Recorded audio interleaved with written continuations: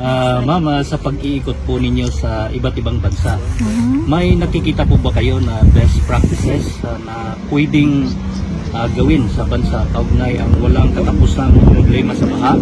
O kayo po mismo ay may naiisip na solusyon with the consultations experts? Naku, libreng advice na naman ito. Magbibigay na naman ako ng libreng advice sa administrasyon. Hindi man sila, hindi man ako libre na konsultant ng administrasyon. Siguro dapat gawin nila yung ginagawa ko, di ba? Umiikot ako sa iba't ibang Filipino communities around the world. The overseas Filipinos and the overseas Filipino workers ang pinaka-the best na mga consultants. Kasi sila yung nakatira, nakaikot sa buong mundo, nakatrabaho sa iba't ibang lugar.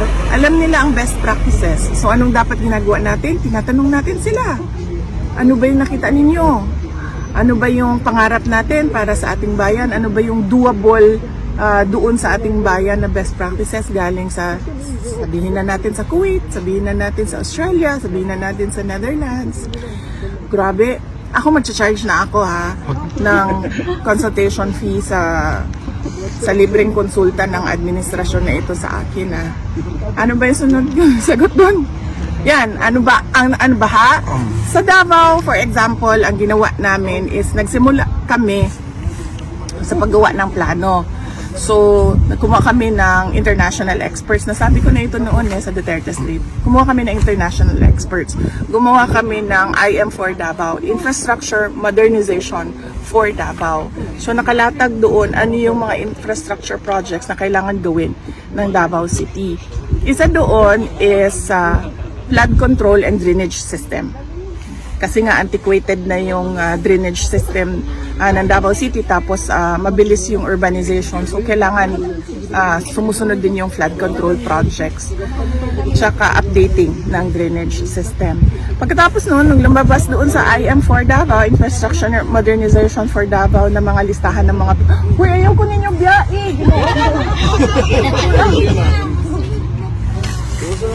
Last question. Yes. Last question. So pagdating doon, lumabas doon na kailangan nga ng flood control and drainage projects. So since hindi naman namin alam pa kung ano yun, gumawa na naman kami ng isa pang plano. Out of that big master plan, meron kaming maliit na plano doon, nakalagay na doon, nakalatag na doon. Ano yung mga kailangan gawin ng Davao City na mga projects para makontrol yung baha at maayos yung drainage system. Ang problema lang, sinabi ko na rin ito dati, andyan yung plano namin pero walang interest yung gobyerno, yung national government through the DPWH na fundingan, na bigyan ng pondo yung mga projects. At hindi ito biased kasi hindi naman kami ang gumawa nito Kumuha kami ng consultants, international experts to help us make that plan based on their experiences. Yes. Ma'am? Abot na sila. Wala pa, ikaw pa yung pinaka-bago, ma'am. Pero yung prompto ka isa, ma'am. Thank you so much, VP. How are you today? Yes. Una, ang pasalamat ko sa inyong lahat dahil nandito kayo para kay President Duterte. And patuloy pa rin yung pagdarasal nyo para sa kanyang kalayaan at patuloy pa rin yung pagpapakita ninyo ng suporta sa kanyang kalagayan ngayon. At I'm okay, wala mang problema. VP, what is your opinion doon sa pagkawala ni General Torre pagkasibak po sa posisyon niya?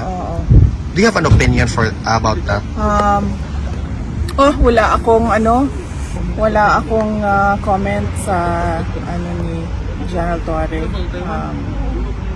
Ano bang tawag doon? Pagtanggal? Removal. Uy, nagkita na naman tayo dito. Nagkita na naman tayo dito. Question? Hey, ma'am. Di ba dapat pupunta ka din ng Kuwait? Sabi ni Councilor Moca. Japan po, yung Japan. Next month yun. Opo, Oo, sa September. Pero sabi niya Kuwait Sabi niya punta ka daw Kuwait. Tapos, Ngayon ko lang naalala.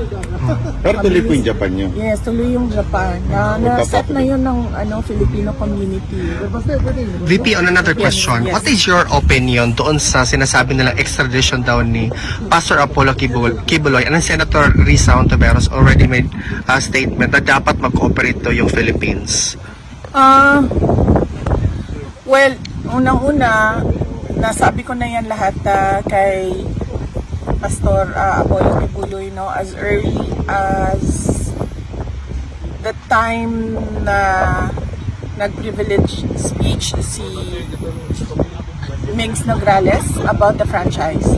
So pumunta ako kay Pastor Apollo Kibuloy, and then sinabi ko sa kanya yung nakuha namin sa loob ng House of Representatives. So the plan noon was a franchise first, and then next is local cases para mahuli siya, and then dismiss the local cases, and then turn him over to the United States government for extradition. So alam yan lahat ni Pastor Apollo Kibuloy as early as the time, the moment na nag-privilege speech si Migs Nograles at the time. Ma'am, do you think karma yung nangyari kay Torres since siya yung dahilan kung bakit napunta dito si RD at saka si Pastor Kibuloy nakulong din? Sa tingin nyo, part ng karma sa kanya yun? Hindi ko kasi masabi kung karma ba yun o hindi kasi Diyos lang naman kasi talaga ang makakapagsabi, no, kung ano yung karapat-dapat para sa isang tao. So siguro part lang yun ng journey niya sa buhay niya. Sometimes nandoon ka sa taas, and then 85 days later nandoon ka sa baba. Ganun. Ma'am, okay na. Yes. Ma'am, malaking issue po ngayon ang korupsyon sa bansa, lalo na ang pangingialam ng mga congressman sa pundo. Kung kayo po ang tatanungin, ano po ang dapat gawin upang maputol po ang ganitong kalakaran at maramdaman ng mga Pilipino na nagagamit ng tama ang budget? Unang-una dyan, dapat kontrolado ng president yung budget. Dapat kung ano yung lumalabas sa budgeting system from the Regional Development Councils, paakyat sa National Development Council, paakyat sa cabinet level, at kung ano yung napag-usapan based on development plans, yun ang nasusunod. Dapat alam talaga ng Pangulo kung ano yung laman ng budget. Pangalawa dyan, dapat hindi pumapayag ang Pangulo na pakialaman ng legislators ang budget. Yun lang yung dalawang bagay dyan. Dapat alam niya kung ano nangyayari. Pangalawa, dapat hindi siya pumapayag na pinapakailaman ng legislators ang budget ng gobyerno. So, libreng advice na yon sa kanya, diba? So, ayoko na magbigay ng libreng advice, ha? Sige, next. Last na lang, ma'am. Ma'am, sa pag-iikot po ninyo sa iba't ibang bansa, may nakikita po ba kayo na best practices na pwedeng gawin sa bansa kaugnay ang walang katapusang problema sa baha? O kayo po mismo ay may naiisip na solusyon with the consultations experts? Naku, libreng advice na naman ito. Magbibigay na naman ako ng libreng advice sa administrasyon.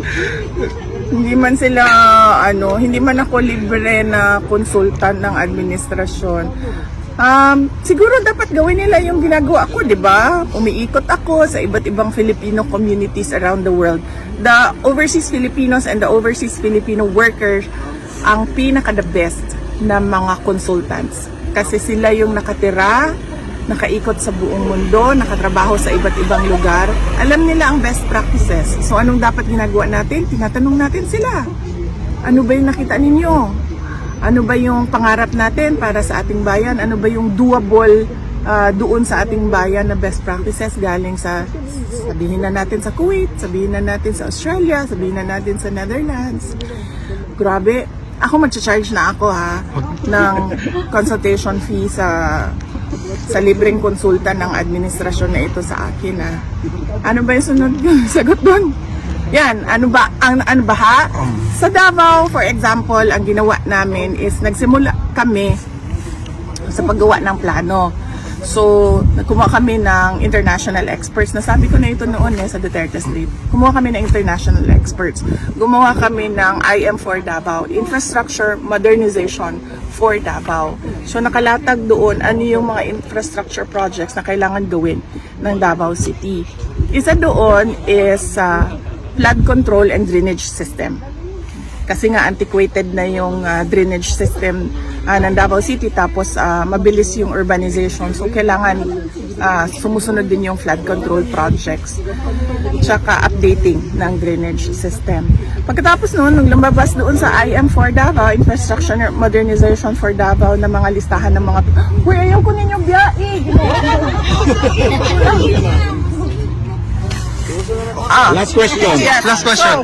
So, pagdating doon, lumabas doon na kailangan nga ng flood control and drainage projects.